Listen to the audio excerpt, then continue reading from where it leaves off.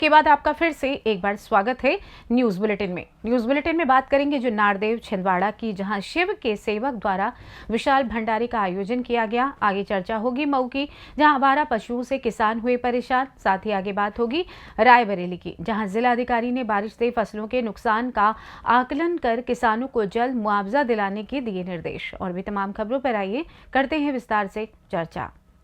खबर जुन्नारदेव छिंदवाड़ा से है, जहां महादेव महाकाल की शिवनगरी जुन्नारदेव विशाला पर महाशिवरात्रि के अवसर पर विशाल मेले का आयोजन किया जाता है, जिसमें लाखों की संख्या में रोजाना श्रद्धालु भगवान भोलेनाथ के दर्शन करने आते हैं। जुन्नारदेव विशाला, जिसे हम पहली पायरी के नाम से भी जानते हैं, श्रद्धालु सर्वप्रथम अपनी यात्रा यहीं से प्रारंभ करते हैं। हर वर्ष की तरह इस वर्ष भी श्रद्धालुओं के भोग प्रसाद के लिए शिव के सेवक समिति द्वारा विशाल भोग प्रसाद का आयोजन किया गया। साथ ही श्रद्धालुओं के लिए ठहरने की भी व्यवस्था शिव के सेवकों द्वारा की जाती है। भगवान भोलेनाथ एवं माता पार्वती की आकर्षित करने वाली प्रतिमा की स्थापना की गई। इस अवसर पर भव्य भंडारे का आयोजन भी किया गया। यह भव्य भंडारा 24 घंटे निरंतर भक्तों के लिए चालू है। भोग प्रसाद में सभी प्रकार के व्यवस्थाओं को किया गया है। वैसे मैं नहीं आना चाहिए। हर हर महादेव।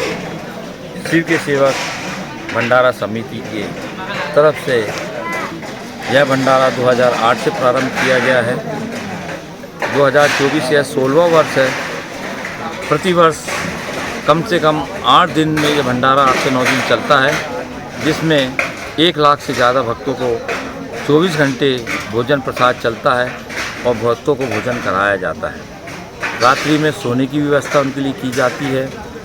यह भंडारा हमारे प्रेरणा अमरनाथ यात्रा से हमें प्रेरणा मिली है और यहाँ हमारे समीप का जो स्टेट है महाराष्ट्र से भी हमारे यहाँ के बहुत भक्त आते हैं। और यह पहली पारी के नाम से प्राचीन जानकारी के हिसाब से कि यहाँ पर भक्त आता है, यहाँ से पैदल जाता है और जहाँ पर महाराष्ट्र के लोग आकर के पूजा पाठ करके ही अपनी यात्रा को आगे बढ़ाते हैं, तभी वह अपनी यात्रा को सफल मानते हैं।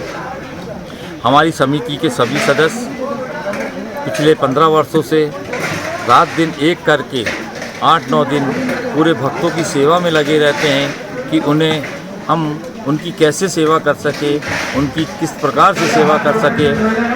पूरी समिति उसी में लगी रहती है और हम भोले बाबा से निवेदन करते हैं कि आप का आशीर्वाद हमारी समिति पे बने रहे, हमारे समिति के सभी सदस्यों पे बने रहे और हम प्रतिवर्ष इसी तरह भक्तों की सेवा करते रहें। सभी भक्तों से और भोले बाबा से हमारा हाथ जोड़ के प्रार्थना है कि प्रतिवर्ष के अनुसार इस वर्ष भी हमारा यह भंडारा आपके आशीर्वाद से सभी भक्तों की सेवा करें। जुन्नारदेव छिंदवाड़ा से कैमरा पर्सन शानू के साथ सी न्यूज संवाददाता वीरेंद्र अग्रवाल की रिपोर्ट। खबर उत्तर प्रदेश के जनपद मऊ से है, जहां जिले के ग्रामीण क्षेत्रों में रहने वाले किसान आजकल आवारा पशुओं से परेशान हैं, क्योंकि बड़ी संख्या में झुंड बनाकर आवारा पशु खेतों में घुसकर फसल को खाकर नुकसान कर रहे हैं, जिससे किसानों को काफी नुकसान हो रहा है। जबकि दावों की माने तो तमाम गौशालाओं का निर्माण सरकार द्वारा कराया गया है, लेकिन इसका कोई असर नहीं दिखता। किसानों का कहना है कि फसल की रखवाली करने के लिए रात भर उन्हें जागना पड़ता है। प्रशासन भी इन आवारा पशुओं पर किसी भी प्रकार का लगाम नहीं लगा पा रहा है। मऊ से सी न्यूज संवाददाता शशिकांत सिन्हा की रिपोर्ट।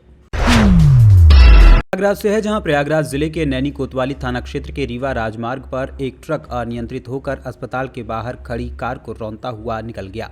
गनीमत ये हुई कि घटना भोर की होने की वजह से कोई हताहत नहीं हुआ। सुबह लगभग 4:30 बजे के आसपास मामा भांजा बाजार की ओर से एक ट्रक शहर की ओर आ रहा था। चाका ब्लॉक चौराहे पर पहुंचने से पहले सड़क पर खड़े एक ट्रक से टकराकर वो अनियंत्रित हो गया। इसके बाद सड़क के बगल स्थित अस्पताल के बाहर खड़ी कार को रौंदता हुआ वो आगे निकल गया। हादसे में ट्रक और कार दोनों क्षतिग्रस्त हो गए। तेज आवाज होने पर आसपास के लोगों की भीड़ जमा हो गई। अस्पताल के मालिक डॉक्टर कन्हैया लाल ने बताया कि कार उनके मित्र सुरेंद्र निषाद करेला बाग निवासी की है, जिसे उन्होंने ही सड़क से हटाकर खड़ी की थी। ट्रक में गेहूं लदा हुआ था, जो एक मंत्री का बताया जाता है। हाईवे पर देर रात 2 ट्रक के बीच एक्सीडेंट में एक ट्रक को पुलिस वालों ने किनारे खड़ा करा दिया, लेकिन दूसरा ट्रक सड़क के बीचों बीच खड़ा रहा, जिसकी वजह से तेज ट्रक एक्सीडेंट रोकने के चक्कर में अनियंत्रित हो गया और दूसरी तरफ अस्पताल की ओर चला गया। प्रयागराज से सी न्यूज संवाददाता मंगला प्रसाद पटेल की रिपोर्ट।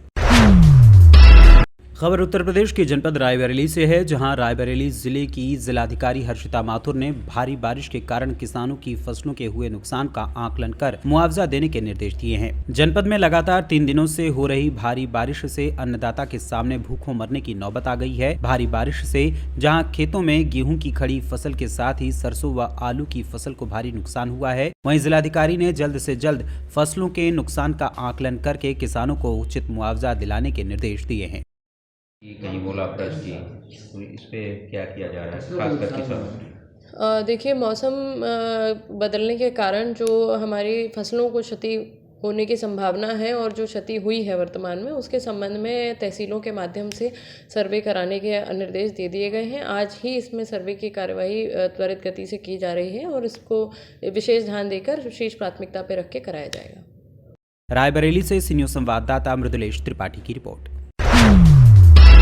खबर संत कबीर नगर से है, जहां धनघटा तहसील क्षेत्र में बीडी मॉडर्न पब्लिक स्कूल में वार्षिकोत्सव का आयोजन किया गया, जिसके मुख्य अतिथि जिले के समाजसेवी और सपा के भावी लोकसभा प्रत्याशी केडी यादव रहे। इस दौरान विद्यालय के बच्चों को मुख्य अतिथि ने उपहार दिए। साथ ही साथ उन्होंने अपने संबोधन में बच्चों से कहा कि शिक्षा के क्षेत्र में जिले के प्रतिभावान विद्यार्थी जिले के साथ साथ प्रदेश का भी नाम रोशन कर रहे हैं। वहीं राजनीति पर बात करते हुए उन्होंने कहा कि अगर आज पूर्व सांसद स्वर्गीय भालचंद यादव होते तो क्षेत्र विकास के विषय में इतना पीछे नहीं होता। जब से गैर जनपद के लोग राजनीति में जिले का प्रतिनिधित्व कर रहे हैं, तब से जिला और भी अधिक पिछड़ गया है। वहीं इस पूरे कार्यक्रम का संचालन अनिल यादव ने किया। उनके साथ संरक्षक रामवृक्ष यादव, अजय यादव, ग्राम प्रधान अशरफपुर, विजय यादव, प्रधानाचार्य शत्रुघ्न मिश्रा, धर्मेंद्र जी, प्रहलाद तिवारी, अरविंद, मनीष राय आदि ने शिक्षा पर जोर देते हुए कहा कि आप सभी शिक्षित होकर विश्व में अपना तथा अपने देश का नाम रोशन करें।